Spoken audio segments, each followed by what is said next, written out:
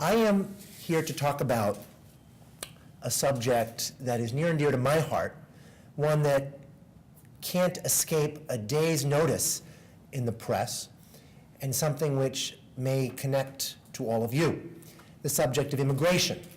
And I want to just share with you, I've always wanted to read Don Quixote. I'm in the process right now of wending my way through it, and a quote struck me from there today. I am of the opinion, Sancho, there is no proverb but what is true, because they are all sentences drawn from experience itself, the mother of all the sciences. So I figured, with the wisdom of Mr. Cervantes, that I would start this commentary with a little bit of my own experience, which inevitably, indubitably, unavoidably colors my perspective on the subject of immigration. I was born in the United States. Both of my parents were born in the United States. 3 of my 4 grandparents were born in the United States, and several of my great-grandparents were born in the United States. One of my grandmothers wasn't.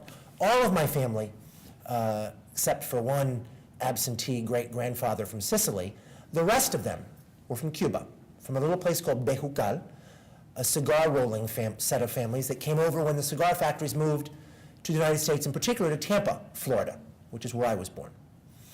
One grandmother wasn't, although her birth certificate said that she was born in Key West. I learned this one day when I was 11 years old, sitting on a sunny day on her front swing on the porch.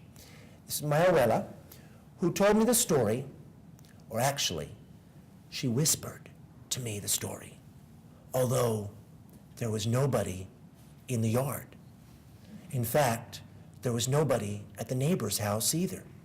So I wasn't clear why she would whisper me the story of how it is she ended with a U.S. birth certificate, though she was born in Havana. And she told me how she came at 6 months, and they were able to, because another child in the family was deceased and had been born in Key West, to change the name on the birth certificate. But she said this with a whisper, 70 years after the fact. And I couldn't understand that. And so I asked her, and she said to me in a slightly louder voice, words that didn't make much sense to an 11-year-old. She said things like communism and Joe McCarthy, the senator, who I didn't know who he was, the word Cuba, the words if they found out, and the end. And she wouldn't talk about it anymore. And I asked my parents, and they looked at each other knowingly, and that was the last time she and I spoke of her real place of birth until many, many, many years later. She went through her life working very hard. She also was a sort of person who wasn't prone to speaking up, asserting herself for her rights, for recognition when she was in the right. And I guess that was telling, because you see, she was the first immigrant I ever knew. This is, in later years, it reminded me when I lived in Mexico, literally on the border, in the city of Mexicali, working with families who had family members in the United States, many of whom were crossing at the border without papers. It reminded me of them. It reminded me of the same sort of reticence about asserting oneself, the same sort of fear of things unknown because of this quasi-legal status one was in as an immigrant in the United States. When I came back from Mexico, I learned a little more about the law. I worked at a place in Cambridge called Centro Presente. I worked for the Women's Refugee Project there with a woman named Gladys Barrientos, who now works for the Cambridge Health Alliance under the program that was created by the law that Nicholas mentioned for interpreter services.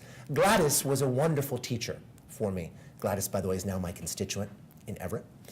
And Gladys taught me about helping immigrants to assert themselves in this democracy. But as we talk about immigrants, I can't help but tell you this experience or these sets of experiences, because this is the snapshot of the immigrant that I keep in the sort of metaphoric locket close to my heart, so that when I debate issues and when I tell issues, and I'm sure that you all have your own photo, your sort of mental photo of who an immigrant is when you react to things in the day's press about those people that are coming here and taking so much from us.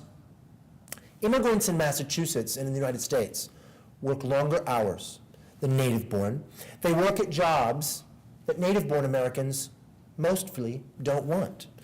They also work at jobs that are more dangerous. If you're an immigrant in Massachusetts, you are much more likely to be injured on the job because you're less likely to be trained for your job. You're also much more likely to be injured because the job you do is more dangerous. In fact, you are 50% more likely to die on the job than you are if you were native-born.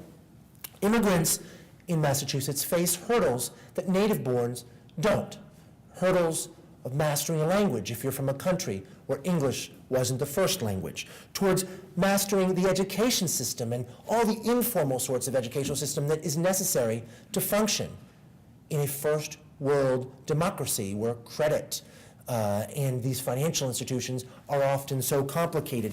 You are more likely, because of your last name and because of your immigrant status, to be taken for a ride by many of these so-called financial institutions who want to sell you credit cards, credit scams, subprime loans. Just yesterday, we had a hearing at the State House for subprime lenders. Those are lenders who target people for whom credit is otherwise difficult to get.